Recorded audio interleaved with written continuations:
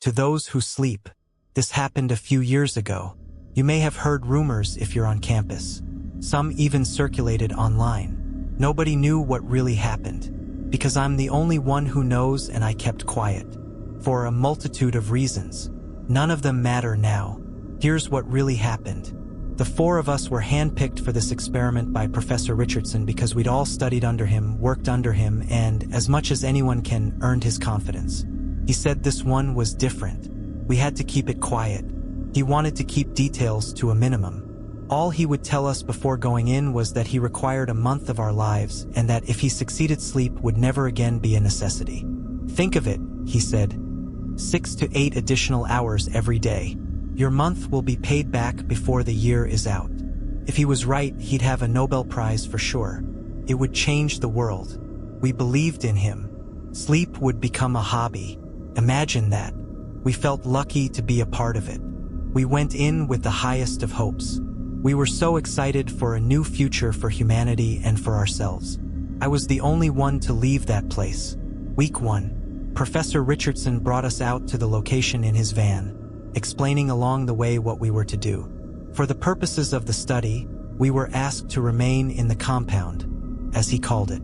We would be locked in fact, and deprived of windows and Wi-Fi. Other than endure patiently, we didn't have to do much of anything. My machine does all the work, he explained.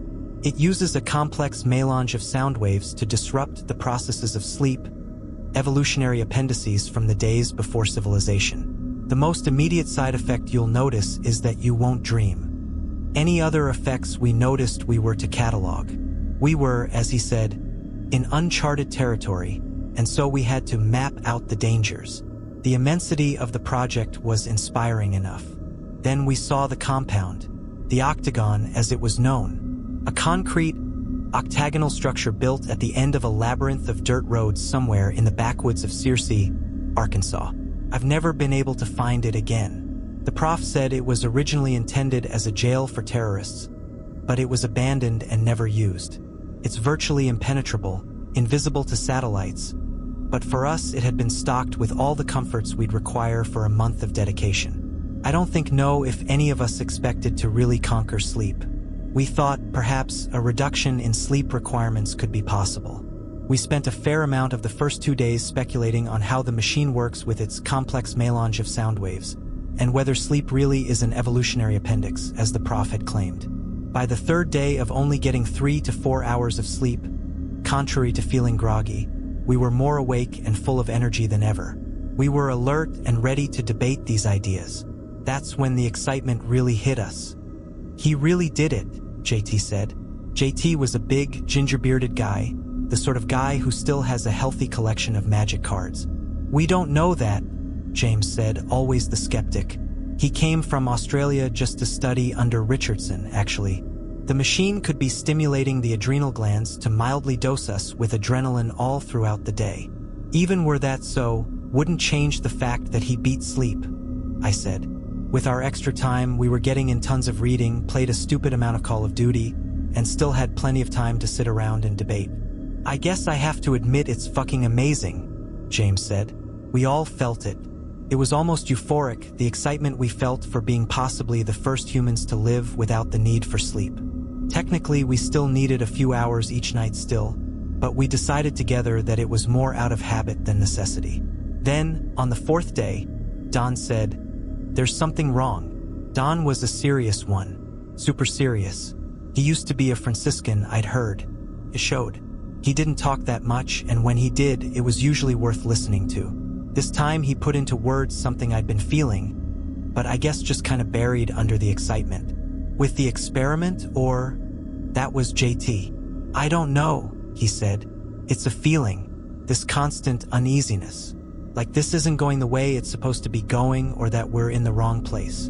No, James said. I think that's it. It's this place. We all knew it was weird when we first saw it. This concrete octagon. But living in it, I think there's something wrong with this place. Like something terrible happened here. I understood it was never used, I said. Governments always say that about torture prisons, James said. It's more than that, JT said. I feel it too. I thought it was just from lacking windows at first, but that's not it. I think it's the angles. It's like, the angles in this building don't add up to what they should. What if everyone's dead outside? Don asked. James jumped up so fast his chair clattered to the ground. Cut that shit out, Don. Why would you even say that? Well, what are you saying? I asked. This is a haunted octagon? Yeah, James, JT said. Was it built on an octagonal Indian burial ground? Okay, you want to play that? He said. I can play. Look, the space around us transforms based on how we perceive it. Take a church. The people who go there perceive it as holy. So they do things like leave their crutches behind when they force themselves to walk, or light their candles or whatever. These changes to the space only enhance the perception of holiness and influence future visitors to perceive it in the same way and change it in the same way. Haunted places are the same. For one reason or another, they begin to be perceived as haunted. The more they're perceived that way, the more they're imbued with hauntedness. Even if you've never seen the place before, you pick up on the subtle clues if you're at all sensitive. In a way, it's true to say it's a haunted space. It's true to say the church is holy. Our interaction with that space has made it something more than just wood and sheetrock or whatever. So what I'm saying is, maybe some things happened here and we're picking up on it. Some bloody, awful things. And in that sense, yes, it's a haunted octagon. No, Don said. Places are considered holy because an authority telegraphs it to whoever will listen. Just like haunted places make a lot of money off dumb tourists. Whatever it is, I said.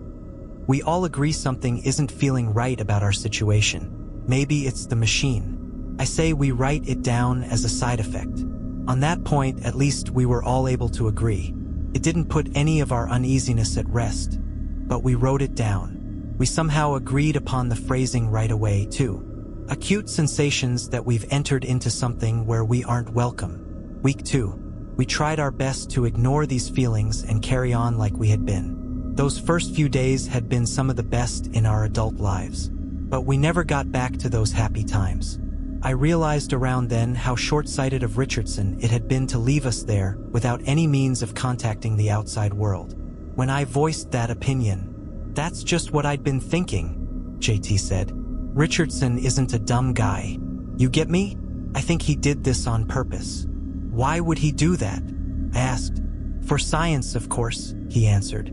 It's one of those meta-studies where we're told it's about one thing, but it's actually about how we react to the experiment. Like the Milgram experiments. Or it's not his choice, James said. The government is making him do it. And that machine is designed to control us. Or some sort of cult. Scientologists. This is a government-built installation, JT said. That actually makes sense. Not the Scientology part, though. Think about it. James started, but I interrupted. Okay, I said. Let's come back down to earth for a second. Best case scenario, Richardson is just a jerk who doesn't care about our personal well-being. Right? Give it a rest, Don said, the one I least expected to snap at me. Stop trying to act like the most rational guy in the room. You don't know what Richardson's into. He's into other things. Things he'll never talk about publicly. I looked at the others and saw similar confusion. What are you talking about? I've heard a little about this, actually, James said. He has some fringe ideas. Let's just say he's not the respected academic he presents himself to be, Don said. I've read some of the content he doesn't publish. He thinks, and very seriously believes, that there's something else, something besides this. He knocked on the table. Something more than material stuff. That's not completely strange, I said with a shrug. I was expecting worse. He put it this way, Don continued, ignoring me. Think back to the beginning of existence. There had to be conditions such that the universe's existence was possible. If the universe wasn't possible, then it couldn't have come to exist. Does that stand to reason? We nodded. Okay, and those conditions cannot be material nor laws of matter, since those came into being with the existence of the universe. So whatever those conditions are, they have to be something other than the basic substance of the universe. Does that make sense? I guess, I said. This isn't turning into an argument for God, is it? He shook his head. It's an argument for a something that continues to exist. Except we can't even say that, because ideas like something and exist are developed by, for, and within physical reality. This is something pre-physical, something pre-existence. Whatever it is allowed the universe to spontaneously be. Who knows what else it's been doing these billions of years? Just asking that question is already violating the stipulations. I started saying, my background in philosophy kicking in. Yes, Don said. But he believes. He thinks it's the source of free will. Our brains touch it somehow. And so he believes he can reach it, study it, use it. I didn't get to read much more than that. And if this experiment is something he's not putting on the books, James added, it may have to do with his more peculiar interests. So, instead of eliminating sleep, he's trying to make us see God? I asked sarcastically. I don't know, brother, Don said. I'm just saying, if he thinks the brain touches another reality, this is just the kind of experiment he'd want to try to prove his theory. You think he has this room bugged? JT asked. I think he might be in here somewhere, I said, without even thinking of what I was saying. They looked to me, waiting for an explanation and with what looked like fear in their eyes. Strange we should be so afraid of this man we admired less than 2 weeks ago. I sometimes feel someone watching me sleep, I explained, my voice starting to tremble. I figured it was one of you at first. I feel it especially when I'm not quite awake, but not quite asleep. Those moments when you wake for a few seconds to adjust your pillow. I could feel and see and hear someone standing over me, just breathing and watching. And I was too close to unconsciousness to do anything about it. Then I just fell back to sleep. I could see the terror filling the other's eyes while I spoke. I've been feeling it too, Don said, almost in a whisper, like he was scared to be heard. I thought I was losing it. Me too, James said. Someone else is in here, I said. We drew closer together, our eyes darting nervously around the gray concrete room. We were all feeling the same thing, I'm sure, that we were trapped inside this horrible building with someone or something else. Wait, JT said. What would this person be eating? We don't see our food disappearing. There's no way out. There isn't really anywhere to hide. We gotta start being sensible. I let out a sigh of relief, because he was right. Okay, let's think about this, I said. Let's say this is another effect of the machine. Phase 2, paranoia. Phase 2, paranoia, Don said with a consenting nod. We wrote it down. The next day, when we all gathered together for breakfast, JT asked, have you all had any dreams? We all shook our heads. Richardson was right on the money with that one, I said. He said. Do you know feral children don't dream? How do we know that? James asked. They tell us, the few that get socialized. They say dreaming is something that starts only after. When they have language, object permanence, and all that shit. What about dogs? I asked. Like, chasing rabbits in their sleep? Autonomic responses. Maybe language and object permanence impacts only the ability to remember dreams, James said. Both are consistent with the superficial data. The onus is on you to prove otherwise. JT scoffed. What's your point, anyway? Don asked. The point is, being dreamless, do you think it's healthy? I don't think it's healthy. I think the machine isn't making us not need sleep. It's making us not feel tired. I think all of this might be happening because we aren't dreaming. We can't really answer, can we? James said. Dreams naturally accompany REM sleep, so we don't have any studies that differentiate between the effects of not dreaming and of not sleeping. Or maybe we are dreaming and the dreams are just going somewhere else, JT said. I didn't know what he meant by that. Nobody did. But we all stopped talking then and dispersed. Something about it felt too true. Week 3. Our gatherings for theoretical discussions became rarer and rarer. We tended to isolate ourselves and eyed each other with suspicion. I still had those feelings of uneasiness and of unwelcomeness every day. And each night the figure standing over me. I was sleeping even less now, about an hour tops. so little sleep that I'd started to catch it running away. The last time I was awake enough to see where it was going. It's this one particular corner of my room that always struck me as peculiar. I caught myself staring at it even when I didn't want to. It's a point where the angles are strange. My eyes had trouble focusing on it. The figure skulked straight to that point and disappeared into it. When I woke up fully, I questioned whether I'd hallucinated the whole thing. Perhaps phase 3, hallucinations. I went over to that corner and looked at it closely. It smelled strange, like turpentine. Then the more I stared at it, the more I forced my eyes to focus. I was sure something was moving inside, and it was watching me. I heard this awful, hate-filled sound come from deep in the corner then. I didn't wait around to understand what made that noise. I left that room for good. I took all my short naps in the library from then on. While lying in the library, I overheard JT talking to someone in the corridor. He was telling him about the angles again. He said there are more degrees in the building than can possibly be in a standard enclosed shape. 2.7488 degrees more, he said. Just enough to drive you nuts, but not enough to be obvious. Whoever he was talking to said something I didn't understand. Something like, "Those are the degrees of ripping." The voice was distorted somehow, so I can't be sure. What I was sure of was I didn't recognize that voice at all.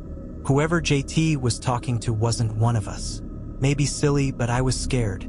I stayed there, pretending to be asleep while JT walked by.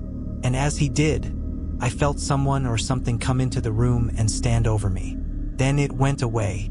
After a minute or so of telling myself I was being foolish, I went following after JT. I didn't see him anywhere. I bumped into James, and he also said he hadn't seen JT. "Have you seen or heard anyone who shouldn't be in here?" I asked him. James looked at me with a mixture of surprise and terror. "How'd you know?" he asked. "I haven't told anyone." "About what?" He told me he'd heard his mother calling to him. Not a faint sound that he confused for his mother, but her voice, clear as mine, calling out to him. He almost answered her, he said. Almost. Then he stopped himself. "She's been dead for a year, man," he said. "Whatever was calling me, it wasn't my mother." I saw he was shaking and his hands were clenched. I told him to hang in there. It might be oral hallucinations. I've been hearing things too. A crying child. So low at first, I thought it was the plumbing. "We should call a meeting," he said. I thought about JT and what I'd heard moments ago. "Let's just tell Don," I said. "As a side effect of the machine, it makes sense," Don said after we told him. "The sounds are not supposed to be audible, yet somehow our brains must be picking up their random patterns and interpreting them as something. The brain assigns a memory to make the pattern meaningful." "Do you believe that?" I asked. "Not for a second," James said. "But we had a shortage of rational explanations, and that was a pretty good one." I'd hoped he was right. A few days later, I found James in the gym, pounding away at the punching bag. I asked him if he was okay. He ignored me, so I went back to the reading room. A few minutes later, he was behind me. "That voice I've been hearing is not my mother," he said. "Of course not," I said. We'd already decided that, after all. "No, I don't know what I mean. It's just my mother was a kind person. Even if this voice is trying to sound like her, it's not like her at all. It's not kind. It's not human." I put down my book and looked him full on to see if he was serious. He was, very much so. "She's been telling me about all sorts of things," he said. "She asked me if you remember the shed." I couldn't say anything to that. I was speechless. I never talked about that. For good reason. Took me years to come to terms with what happened. It was a long time ago. I was out playing behind our house in the woods, as I often did. I liked to construct shitty tree houses. I went a little off property and came to this shed. I'd never seen it before. It looked old, though. I remember that. I heard a kid crying inside. Thinking I might have a friend to make tree houses with, I looked through the window. The kid was all chained up and there was a dog bowl on the floor. I wanted to help, but I knew I was trespassing. I looked around. That's when I saw this man, off about 20 feet into the woods. He was dressed all in black, old-fashioned clothes. like 19th century clothes. He had to have been watching me the whole time, expressionless. I went running all the way home. I was so scared. I didn't tell my parents about it until I was supposed to go to bed, and I had to explain why I was terrified to go to sleep. They had the cops out right away. They found the shed. I heard they found the chains and bowl, but the kid was gone. I've always blamed myself for not helping the kid right away. Do you? James asked. Yes. Okay. Well, she's been telling me how to get out. I looked at him without a word, because he sounded so manic. She said there's a secret exit inside JT. We just have to cut him open to get to it. James, I said, unsure what else to say at that point. Oh, I know, he said with a gulp. I know it's not true. I just had to tell someone. I don't know what's going on in this place, he added. I'm scared, man. So was I. We had to get out of that Octagon. Week 4. James and I started looking for ways out after that. Since we weren't sleeping at all now, we had plenty of time to do it. Every time we thought we'd found something, it was a dead end. It was while we were doing this that we saw Don standing alone in the corridor with his back to us. What's going on? James asked me. Something about it just seemed strange. Don, you okay? I called. He turned around and with a smile gave us a big wave. Bye guys, he said and walked around the corner. I looked at James to see if he was thinking the same thing as me, that something bad was about to happen, and he was already looking back at me. We took running after him. He was at the end of the next corridor already, getting in the elevator. Don, no! We shouted and ran after him, but the doors closed before we got there. He went up. The thing is, the Octagon is a one-floor building. There's no elevator, never before or after. I don't know where Don went or if what I think I saw really happened, but I know I never saw Don ever again. I don't understand, James said. What's happening? Before we could take time to think about it, a group of people rounded the corner and were walking toward us.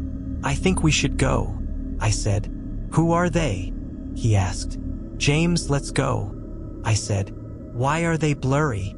I don't know, but we're going. I grabbed his arm and pulled him with me. Then I ran. I ran until I got to the kitchen and hid myself between the wall and the fridge. I was sure James was right behind me. I could hear his footfall the whole way. But when I looked, he was gone. I stayed there until my body couldn't really take it anymore. Probably a few hours. When I slipped out, I saw someone peering at me from around the doorway. I was so startled, I backed up against the wall. It was a little boy. Hello, I said. Then I heard screams. The boy was gone. More screams. I couldn't just leave someone in distress. Not again. I ran toward the screams, scared of what might be happening to James. I heard a scream again, but this one choked out. It was coming from JT's room. I wished then and still wish I hadn't opened that door. James was in there. He'd sliced JT open and he was feeling around in his guts.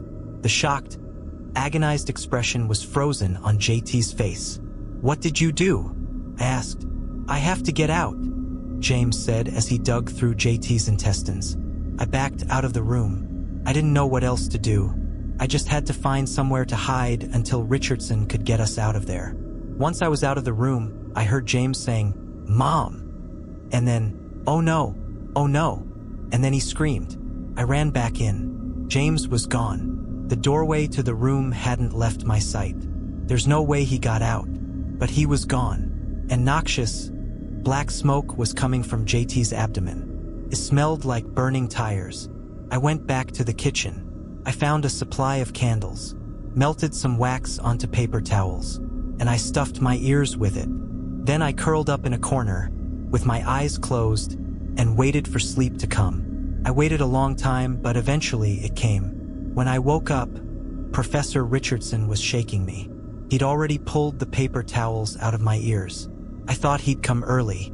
I found out later I'd been asleep for several days. He asked me where the others went.